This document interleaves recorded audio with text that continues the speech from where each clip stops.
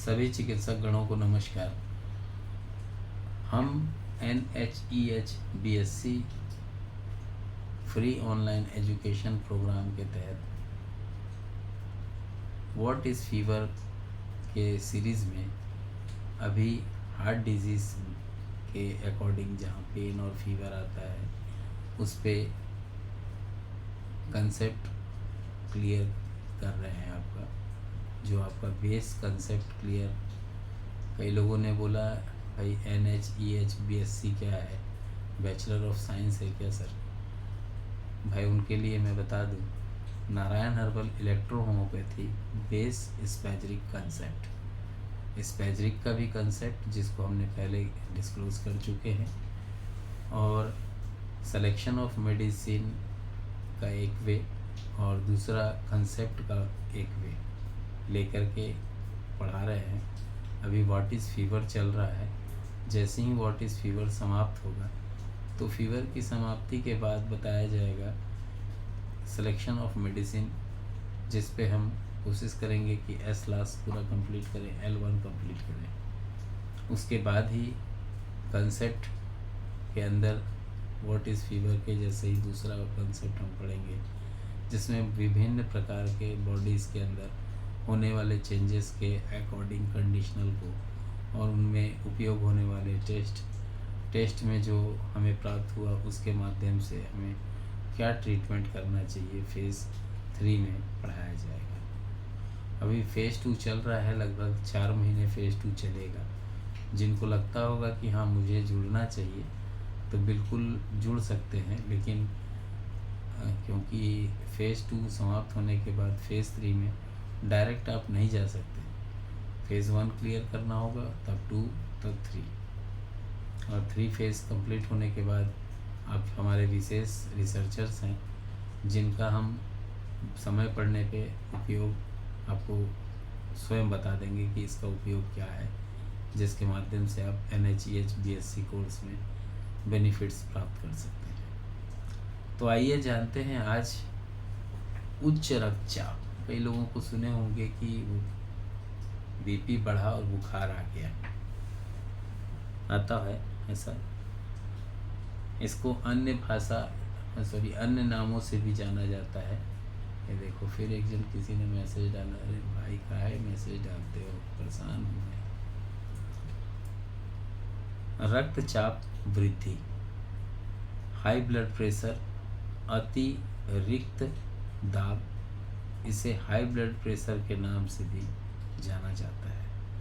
परिचय, उच्च रक्तचाप जिसमें सिस्टोलिक प्रेशर जो होता है 140 मिलीमीटर से ऊपर तथा डायस्टोलिक 90 मिलीमीटर से ऊपर होता है।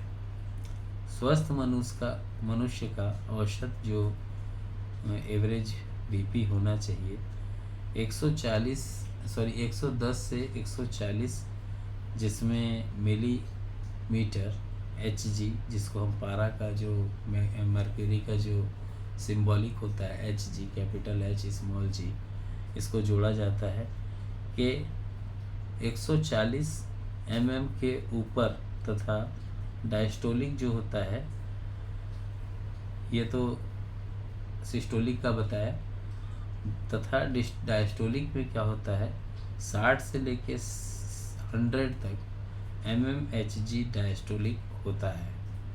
उपरोक्त सीमाओं के ऊपर उच्च रक्तचाप तथा नीचे निम्न रक्तचाप होता है। प्रत्येक स्वस्थ व्यक्ति का जो रक्त का दाब होता है वो पृथक होता है। यह दबाव आयु, समय, श्रम, आवेश, इमोशन, कुछ सीमा तक भोजन और धूम्रपान से प्रभावित होता है।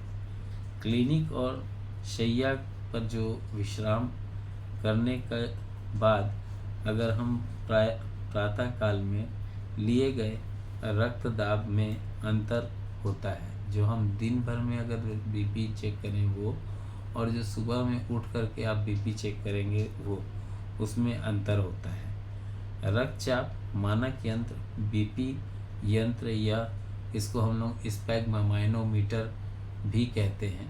इसके ऊपर अगर आपको बुक पढ़नी हो ना, तो एक बुक आने की है, मेटी जयंती 2024 में जब मेटी जयंती मनाई जाएगी तो छत्तीसगढ़ जन चिकित्सा कल्याण समिति का एक प्रोग्राम होता है जिसमें मेटी जयंती मनाया जाता है और चिकित्सकों को प्रोत्साहित किया जाता है।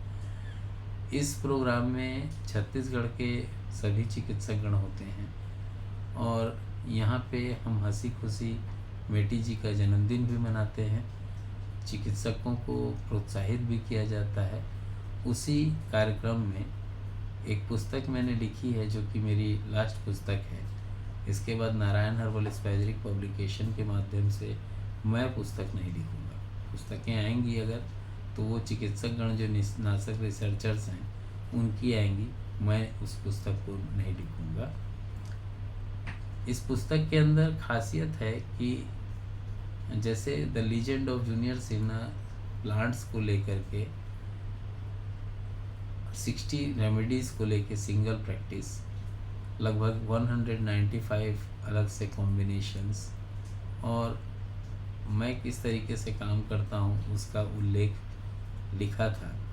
ठीक उसी प्रकार से the legend of junior Sinha part 1 के तर्ज पे ही पार्ट 2 मैंने शुरुआत में ही बोला था 2017 में ही कि मैं इलेक्ट्रोहोमोपैथी चिकित्सा विज्ञान में 5 पुस्तक लिखूंगा जिसका नाम होगा इलेक्ट्रोहोमोपैथी महाग्रंथ part 1, part 2, part 3, part 4, part 5। लेकिन 2020 में एक ऐसी घटना घटी जिसमें हमारे एक मित्र नहीं बोलना चाहिए, उनको गुरु मानता हूँ मैं, शेख मंसूर जी थे, वो एक्सपायर हो गए और उस टाइम सहयोग करने के लिए कुछ था नहीं।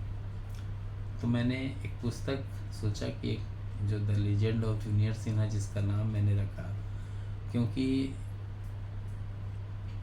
शेख मंसूर जी अक्सर एनएल सिन्हा जी का नाम लेते थे। एनएल सिन्हा जी इलेक्ट्रोहोमोपैथी को उस समय बचाए जब लगता नहीं था कि इलेक्ट्रोहोमोपैथी बचेगी। हम तो थे नहीं, बट जो इतिहास पढ़ा है उसके आधार पे कहते हैं।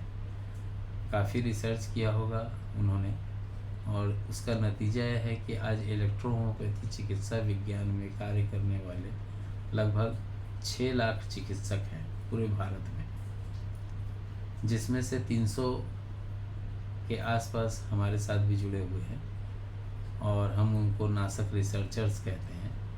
इस दिन यहाँ 11 जनवरी को पुस्तक जो the legend of junior Sinha है इसका पार्ट 2 लॉन्च किया जाएगा, इनॉग्रेशन किया जाएगा, विमोचन है उसका।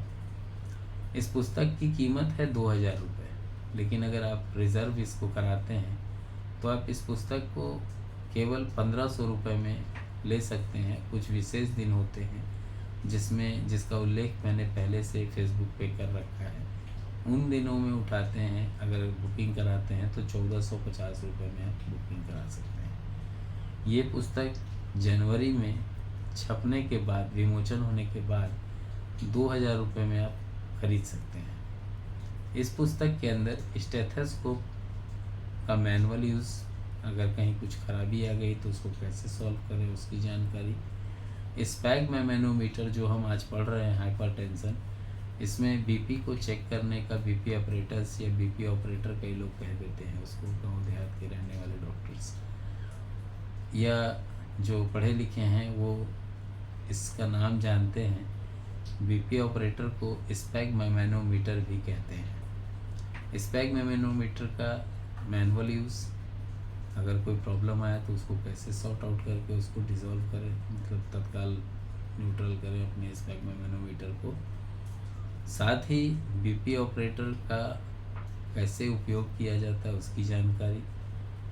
इसके अलावा में ईसीजी होता है जो ग्राफ, उसको हम कैसे पढ़ें उसकी जानकारी।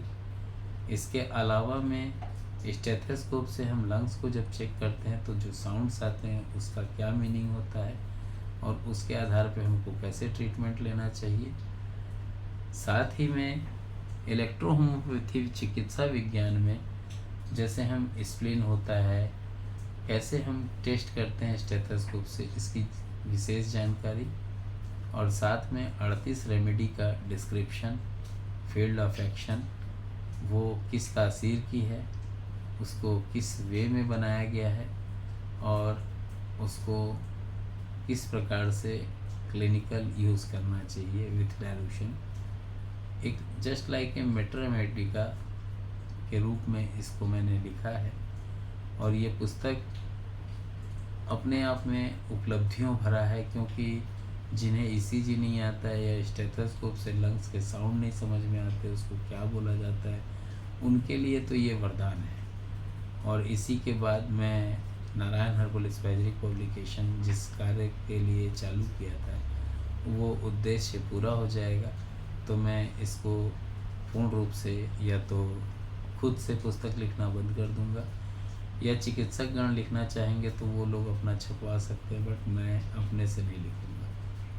तो आज हम लोग हाइपर टेंशन पढ़ रहे हैं, बहुत ज़्यादा चाप देता हूँ ऐसा लोग बोलते हैं भाई, लेकिन बताना तो ज़रूरी है, बिना बताए कैसी जानकारी होगी। अकड़ू मैं वहाँ हूँ जहाँ मेरे से अकड़ कीजिएगा। वो कहते हैं ना कि मुझसे बुरा कोई नहीं होगा, तो वो तब होगा जब आपके साथ कोई गलत करेगा, तब आप कहिएगा ये चीज़ कि मुझसे बुरा कोई नहीं होगा। आपके साथ कोई गलत नहीं करेगा, आपको कोई उंगली नहीं करेगा, तो आप किसी को क्यों कहिएगा। तो आज हम लोग हाइपर टेंशन को जो पढ़ रहे हैं, इसमें इस जो हाई ब्लड प्रेशर का जो एक सारांश होना चाहिए, समरी होना चाहिए, किसी भी कारण से उत्पन्न हुए रक्त दाब को अतिरिक्त दाब, जिसको हाई ब्लड प्रेशर अथवा हाइपोटेंशन कहते हैं, जब किसी युवा व्यक्ति में विश्राम और बैठी हुई अवस्था में आर्टेरियल प्रेशर 160 से लेकर के 160/96 mmHg अथवा उससे अधिक मिले, तब उस व्यक्ति को उच्च रक्तचाप हाई ब्लड प्रेशर से ग्रसित मानना चाहिए। गला सूख गया है भाई।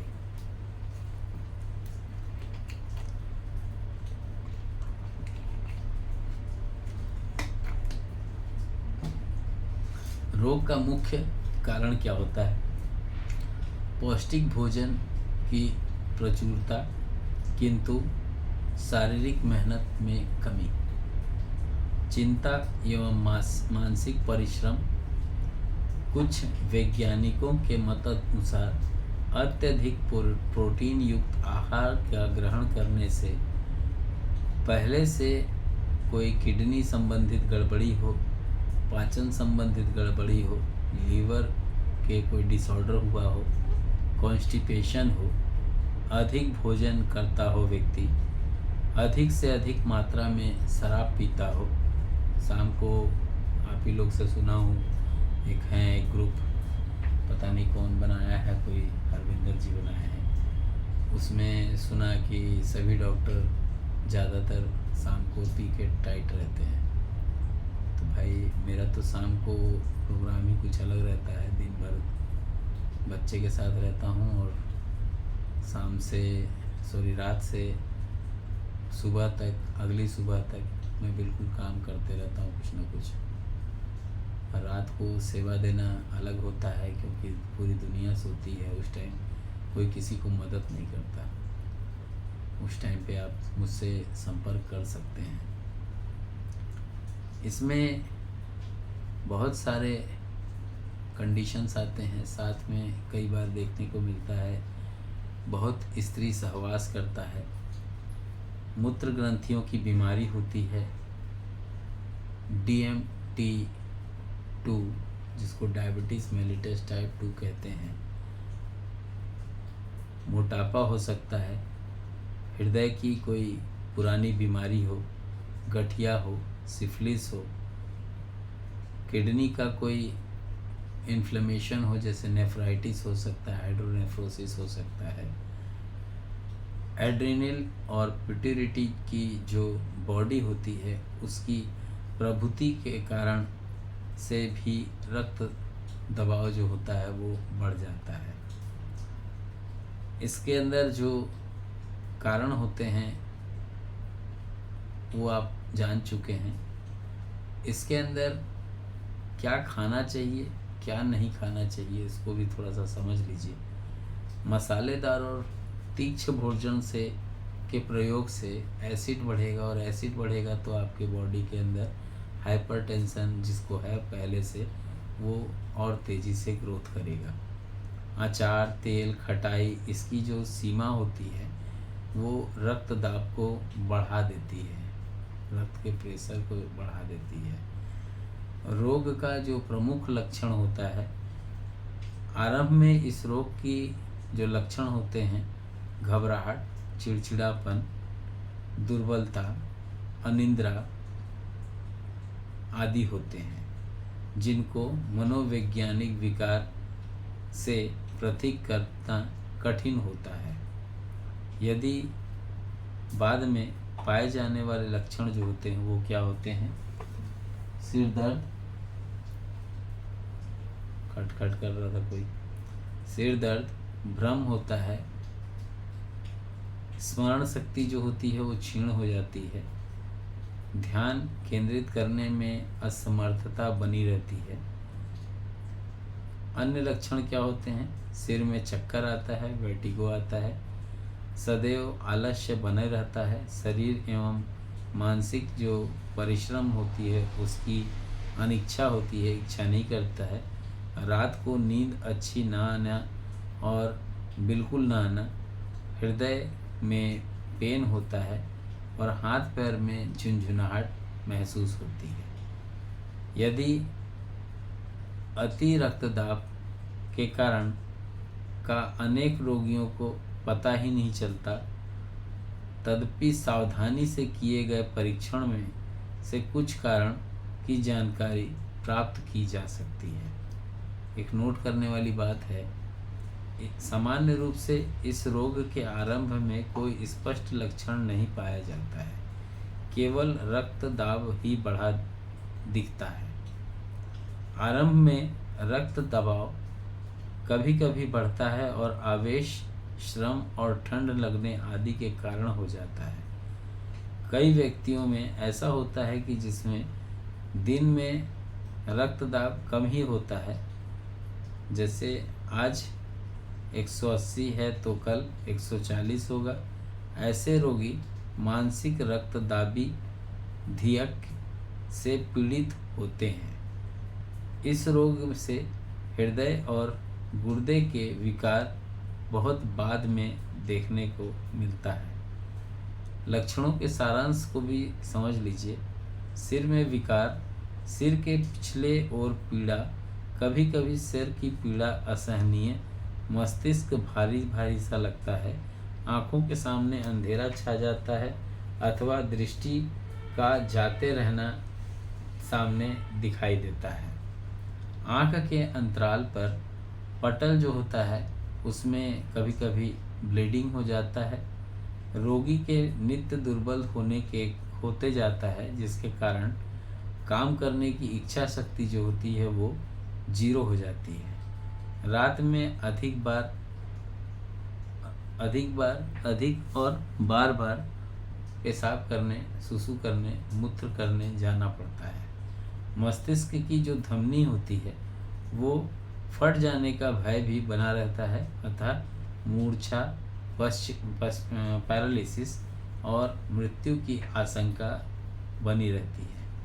एक याद रखने वाली बात है, साधारण और औसत रक्तदाब रहने पर रोगी को किसी भी प्रकार का अभ्यास नहीं होता, जबकि इनका पता अन्य किसी कारण के लिए रोगी का रक्त चाप मापते समय चलता है। अत्यधिक रक्तदाब में जब हृदय और हृदय की जो रक्त वाहिनियाँ होती हैं तथा मस्तिष्क जो होता है, जहाँ ऑक्सीजन की सप्लाई बाधित होने की वजह से वो प्रभावित होता है, तब रोग को इन अंगों के कारण उत्पन्न होने वाले जो लक्षण होते हैं वो दिखाई देना चालू होते हैं। रोग की पहचान क्या है? उच्च रक्तदाब की पहचान की जो पूर्णताएं रक्त जो ब्लड प्रेशर होता है के मापने द्वारा हो जाता है। इसके लिए निम्नतर रक्तदाब मानक आवश्यक होता है। इसमें 3 दिन में 3 टाइम सुबह दोपहर रात 8-8 घंटे के अंतराल पे बीपी लिया जाता है तथा जो रक्त दाब होता है उसको देखने से उसके उपरांत रक्त दाब बढ़ा हुआ मिले तभी उक्त रोगी को अतिरिक्त रक्तदाब, जिसको हाइपरटेंशन कहते हैं, से पीड़ित समझना चाहिए। स्वस्थ व्यक्ति का विश्राम अवस्था में 125 होता नहीं, 126 बोलना चाहिए, 126 से 136 10 के आसपास, 126 से 136 के आसपास दबाव होता है, किंतु इसमें 150 से लेके 300 तक रक्तदाब हो जाता है। पहचान समझ गए? रोग का परिणाम भी समझ लीजिए, जरूरी होता है। रक्तदाब की अति वृद्धि वाले जो रोगी होते हैं उनको एक खतरा ज़्यादा होता है। सिर में जो धमनियाँ होती हैं उसके फटने से मृत्यु हो सकती है। ऐसे रोगी को हृदय की अति वृद्धि देखने को मिलती है। अधिक परिश्रम से हृदय विस्फोरित हो जाने का डर भी बना रहता है। जीवन लड़खड़ाता सा महसूस होता है। किसी समय हृदय गति अवरुद्ध से मृत्यु हो सकती है।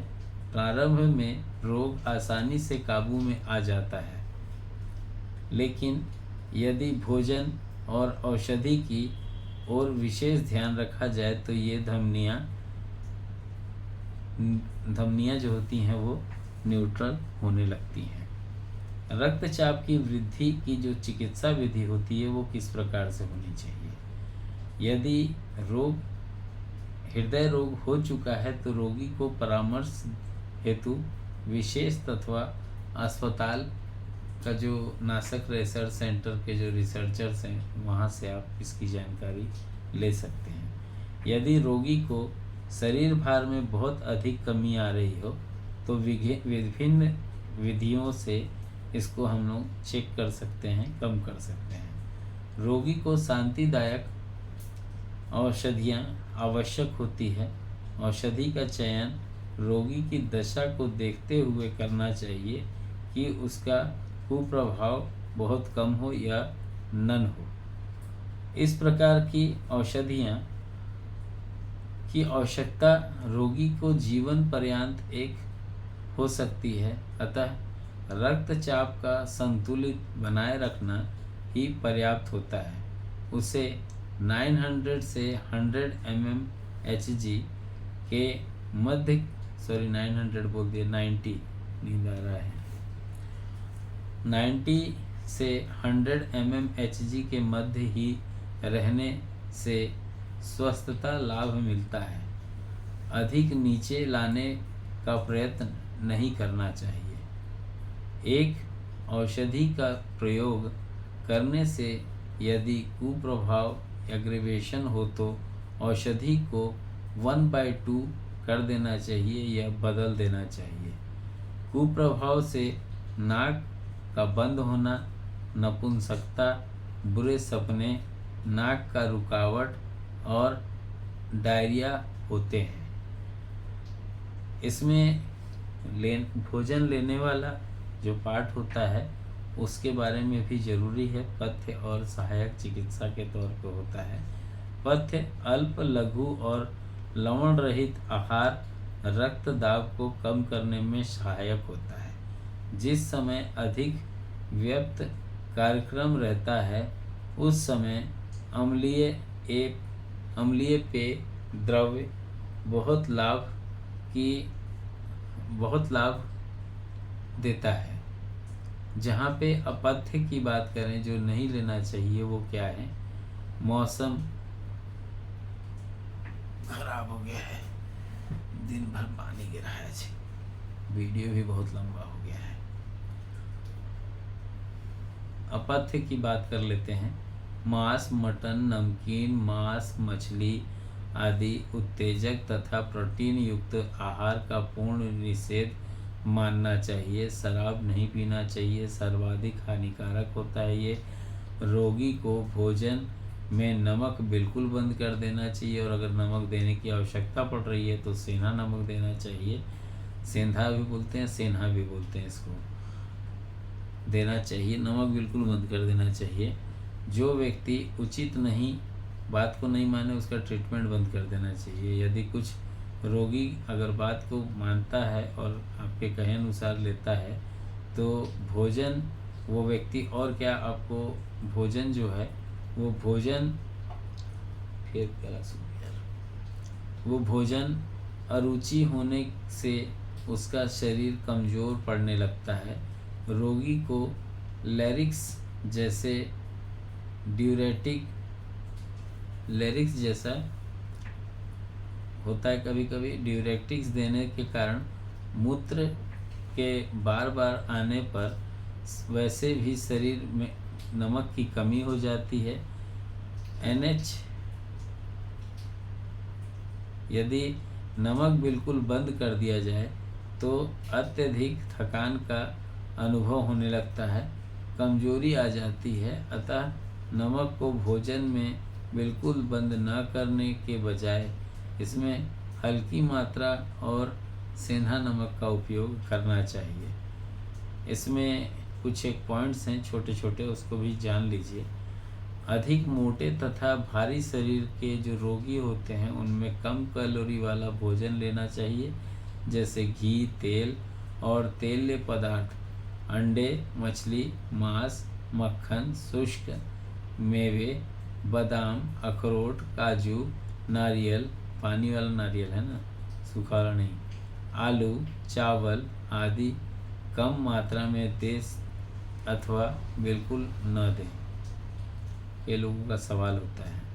तो सहायक चिकित्सा के अंतर्गत शरीर भार कम करने के लिए यदि सप्ताह में 1 या 2 दिन फास्टिंग रखा जाए तो सोडियम का जो शरीर में अधिक मात्रा में त्याग होता है, जो लाभदायक होता है, पूर्ण विश्राम